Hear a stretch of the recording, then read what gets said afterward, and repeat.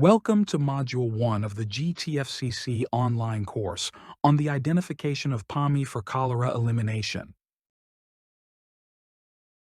In this module, we will walk you through the GTFCC method to identify PAMI for cholera elimination.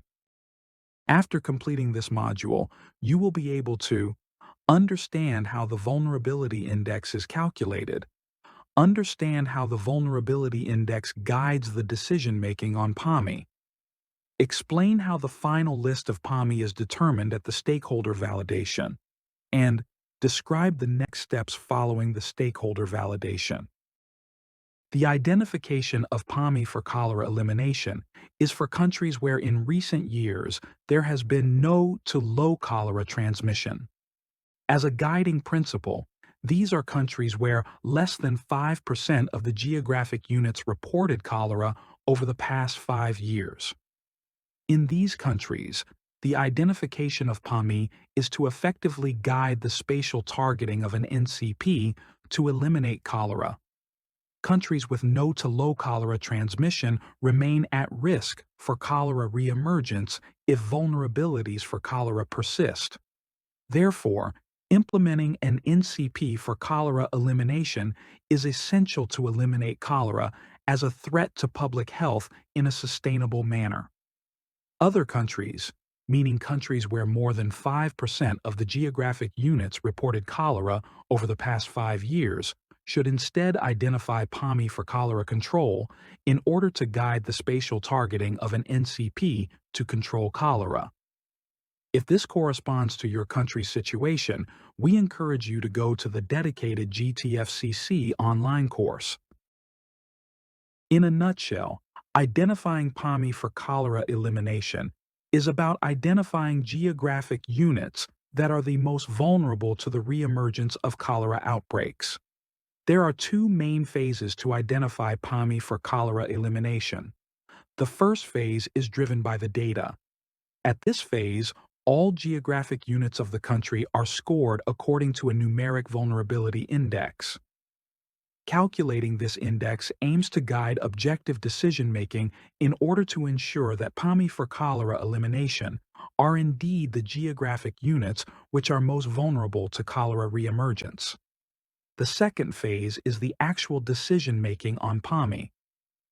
Decision-making on the list of PAMI is achieved by consensus among country stakeholders representing various sectors, different levels, and multiple organizations. These stakeholders decide together, by consensus, on a threshold for the vulnerability index calculated at the first phase. All geographic units where cholera outbreaks were reported in recent years, as well as those with a vulnerability index above this threshold, are then PAMI for elimination. Let's dive in the data-driven phase leading to the calculation of the vulnerability index. The vulnerability to cholera reemergence is assessed taking into account two dimensions: the occurrence of confirmed cholera outbreaks in recent years, considering at least the past 5 years, and the presence of vulnerability factors associated with an increased risk of cholera outbreaks. Vulnerability to cholera reemergence is assessed for each geographic unit of a country. The geographic level of this assessment is the geographic level at which multi-sectoral interventions against cholera will be implemented in the NCP. The corresponding level is country-specific. This means that each country determines the most appropriate geographic level to coordinate the implementation of targeted multi-sectoral interventions against cholera. Most often, countries consider Administrative Level 2 or Administrative Level 3, however different geographic levels may also be considered. Let's see how the list of PAMI for cholera elimination is established taking into account these two dimensions of vulnerability. By default, all geographic units where confirmed cholera outbreaks were reported in the past 5 years are PAMI for elimination. In countries meeting the conditions to identify PAMI for elimination, only a few geographic units will be PAMI based on this criterion. Therefore, in addition, All geographic units that have a vulnerability index above a country-specific threshold are also PAMI for elimination. Other geographic units are not PAMI. By default, geographic units where a confirmed cholera outbreak was reported in recent years are PAMI for elimination. This is because de facto, the recent occurrence of a confirmed cholera outbreak demonstrates high vulnerability to cholera. There has been a confirmed cholera outbreak in a geographic unit if there has been at least one locally acquired confirmed cholera case reported in this geographic unit. A locally acquired cholera case is a case who was infected in the geographic unit considered. This is by opposition to an imported cholera case who was infected outside of the geographic unit considered. To identify PAMI for elimination, the occurrence of confirmed outbreaks is assessed in each geographic unit for at least the past 5 years using retrospective surveillance data.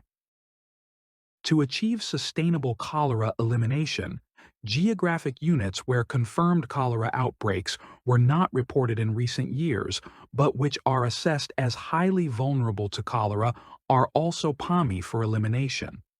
Vulnerability to cholera is captured through the number of vulnerability factors present in a geographic unit, as reflected in the vulnerability index. A vulnerability factor is a factor which may increase the risk of introduction of cholera or onset of a cholera outbreak or spread of a cholera outbreak. To identify vulnerability factors to be considered in the PAMI analysis, countries are invited to consider the indicative list of generic vulnerability factors developed by the GTFCC. These factors are considered generic because they are expected to be relevant in most countries. As a result, it is recommended to consider all the generic vulnerability factors to identify PAMI for elimination, except if there are solid justifications to consider that any of these generic factors is not relevant in a country-specific context. In addition, in some countries, additional vulnerability factors not included in the indicative list may also be associated with an increased risk of cholera outbreaks in the country-specific context. If so, they should also be considered in the PAMI analysis. As a result, the GTFCC indicative list can be customized and supplemented with additional vulnerability factors as relevant in the country-specific context. We are now going to walk you through the generic vulnerability factors included in the indicative list. Generic vulnerability factors include the occurrence of any imported cholera case in recent years. The presence of this factor demonstrates vulnerability to cholera introduction, then is being adjacent to frequently cholera-affected areas in a neighboring country, or being adjacent to a PAMI in a neighboring country. This factor is associated with an increased risk of cholera introduction. Next is being located along major travel routes with transportation hubs. This factor can increase both the risk of cholera introduction and the risk of spread of a cholera outbreak. Hosting major population gatherings can also be associated with an increased risk of cholera introduction. For example, population gatherings might be religious, or pilgrimage gatherings, or nomadic or pastoralist population gatherings. High population density, or overcrowded settings, such as, for example, urban slums, refugees camps, or internal displaced people camps, may be at higher risk of onset or spread of a cholera outbreak. Geographic units with high-risk populations, for example seasonal workers, fishermen, or miners in informal settlements, may be at higher risk of onset or spread of a cholera outbreak. Hard-to-access populations live in an area which is not regularly accessible to health services and which have an increased risk of onset of an outbreak, including a cholera outbreak. Geographic units where vaccination against cholera was implemented more than 3 years ago may remain at risk, especially if concomitant to OCV, there have not been significant WASH improvements. Extreme climate and weather conditions, for example droughts or floods, may be associated with an increased risk of cholera transmission. Complex humanitarian emergencies might hamper surveillance and response capacities, which may result in an increased risk of outbreak, including a cholera outbreak. Lastly, suboptimal wash levels are well-known cholera vulnerability factors. The use of unimproved water sources or of surface water, the use of unimproved sanitation facilities or open defecation, or the absence of hand-washing facility on premises are associated with increased vulnerability to cholera. We have now gone through all the generic vulnerability factors of the GTFCC indicative list. Building on the indicative list of generic vulnerability factors, country stakeholders consolidate the list of vulnerability factors to be considered in their PAMI analysis and identify criteria to assess the presence or absence of each factor at the geographic unit level. In particular, stakeholders may assess whether, in addition to the generic vulnerability factors of the indicative list, any additional vulnerability factor is of particular relevance in their local context. This would be any factor associated in the country-specific context with an increased risk of introduction of cholera, onset of a cholera outbreak, or spread of a cholera outbreak. Additional vulnerability factors may be identified with a scoping review or expert consultations. Once the list of vulnerability factors has been consolidated, it is necessary to define a measurable vulnerability indicator associated with a data source to assess the presence or absence of each factor. Regarding the time period considered to assess vulnerability, epidemiological indicators, for example the occurrence of imported cholera cases, are assessed for the past 5 years. All other indicators are assessed with the most up-to-date data source available. Let's illustrate the definition of measurable vulnerability indicators with a few examples. These are fictive examples. Relevant measurable vulnerability indicators must be adapted in each country. High population density is a vulnerability factor. However, if it is not better defined with a measurable vulnerability indicator, it is not possible to assess in an objective and reproducible manner whether there is high population density in a geographic unit. This is why an indicator that is measurable must be defined. For example, an indicator to measure high population density may be a number of inhabitants greater than 1,000 inhabitants per square kilometer. This is measurable and can be assessed in an objective and reproducible manner. Following a similar principle, to measure whether the vulnerability factor at risk populations is present in a geographic unit, the following indicator might be considered. Percentage of internally displaced people, IDP, equal or above 5% of the population in a geographic unit. As a last example, the vulnerability factor unimproved water might be measured as above 30% of the population of the geographic unit using unimproved service level or surface water, or above 15% of the population of the geographic unit using surface water. Measurable vulnerability indicators are used to assess the presence or the absence of each vulnerability factor in each geographic unit and to score it. If a vulnerability factor is assessed as present in a geographic unit, the score is 1 point. If a vulnerability factor is assessed as absent in a geographic unit, the score is 0. Once the presence or absence of all vulnerability factors has been scored in all geographic units, the vulnerability index can be calculated. The vulnerability index is the sum of the scores of all vulnerability factors. It is calculated for each geographic unit. By default, all vulnerability factors have the same weight in this sum. However, if justified in the country-specific context, setting different weights may be considered. Here is an example to illustrate the calculation of the vulnerability index. Let's imagine a geographic unit where no cholera outbreak was reported in the last 5 years. In this geographic unit, 2 vulnerability factors were assessed as absent, and 3 vulnerability factors were assessed as present.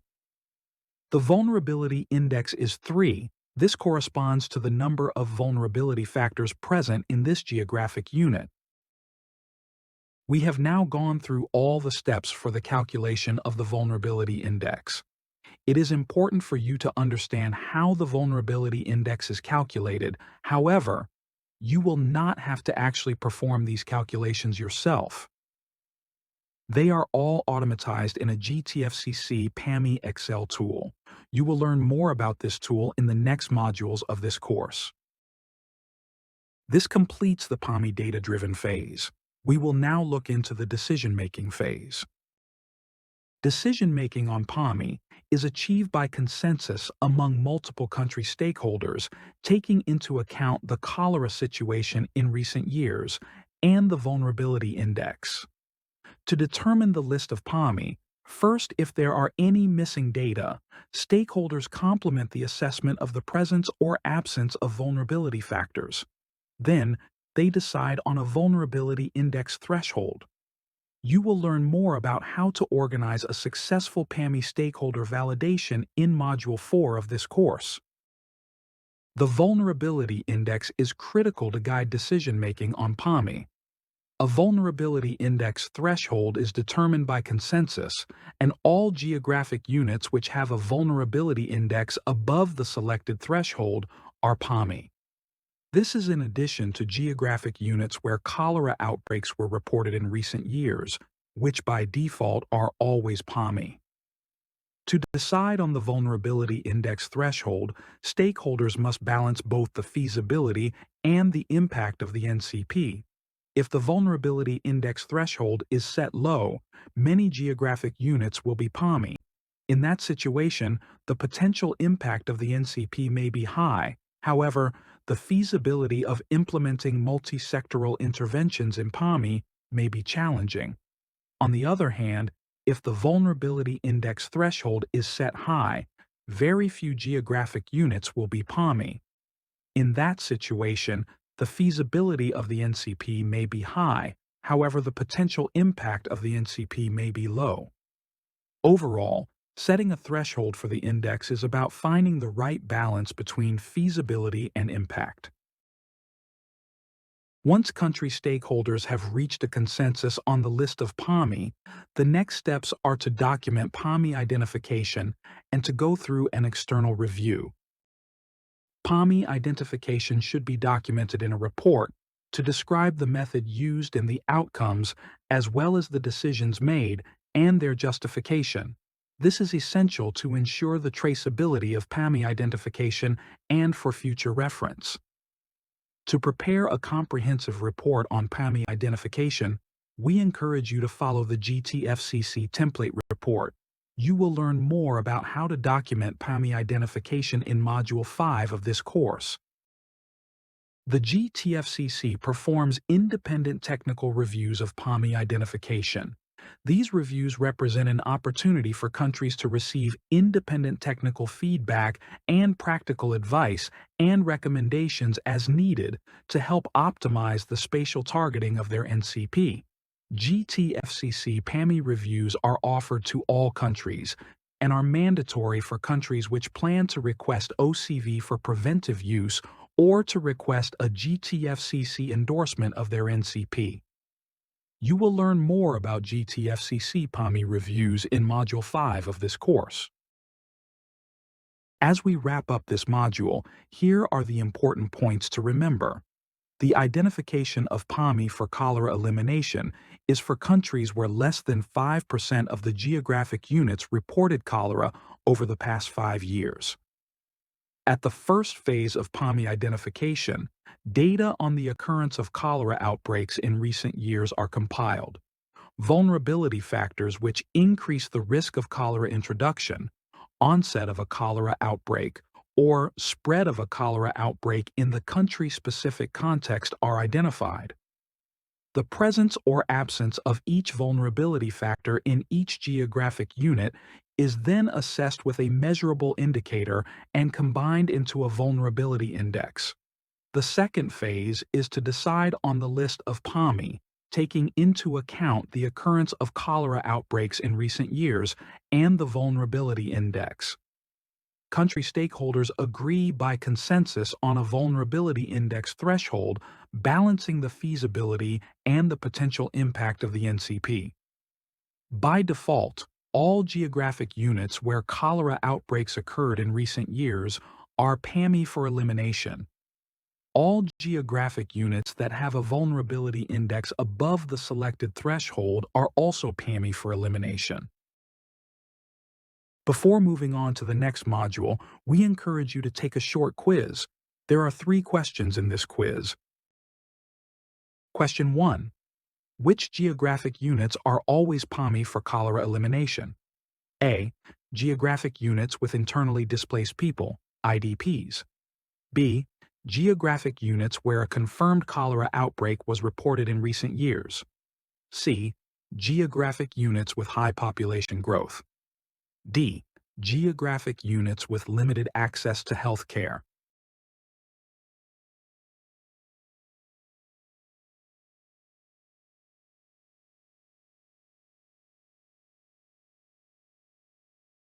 The correct answer is B.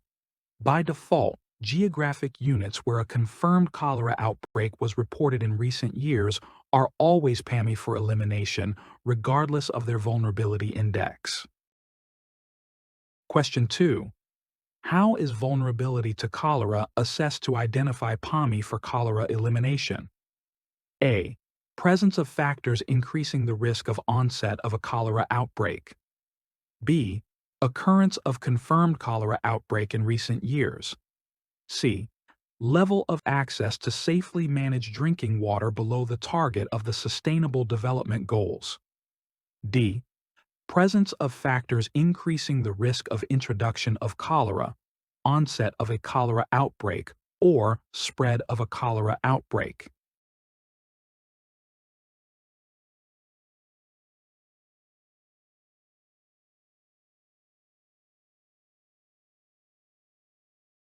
The correct answer is D. To identify PAMI for cholera elimination, vulnerability to cholera is assessed with presence of factors increasing the risk of introduction of cholera, onset of a cholera outbreak, or spread of a cholera outbreak. Question 3. This is the last question. What is the objective of the stakeholder validation for PAMI identification? A. Stakeholder validation of the distribution of resources across all regions for eliminating cholera. B. Stakeholder decision on a threshold for the vulnerability index. C. Stakeholder validation of preparedness plans for all cholera prevention and control pillars.